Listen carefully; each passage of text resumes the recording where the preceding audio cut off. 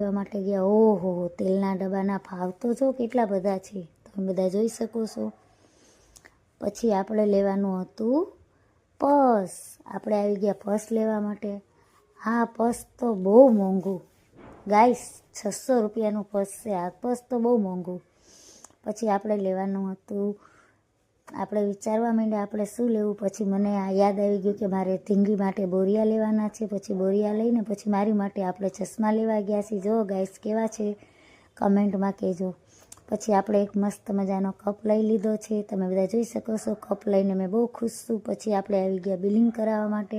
Billing કરાવી, એક chocolate પણ લઈ લીધી. જુઓ ગાઈસ, આટલું મોટું બિલ આવ્યું છે. એક નહીં ગાઈસ, બે બિલ આવેલા છે. તમે બધા જોઈ શકો છો કે 2 બિલ આવેલા છે.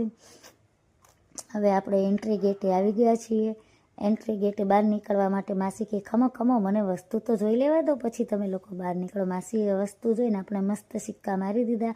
પછી આપણે આવી ગયા છીએ બહાર. તમે બધા જોઈ શકો છો આપણે બહાર આવી ગયા છીએ. હવે આપણે જવાનું છે ઘરે.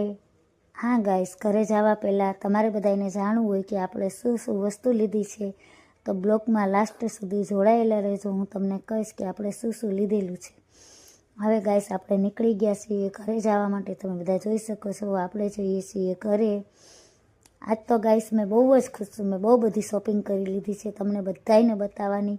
આના બીજા પાઠમાં તમારે બધાને જોવું છે ને મેં હું શોપિંગ કરી છે. આના બીજા પાઠમાં તમને બધાને બતાવવાની. મેં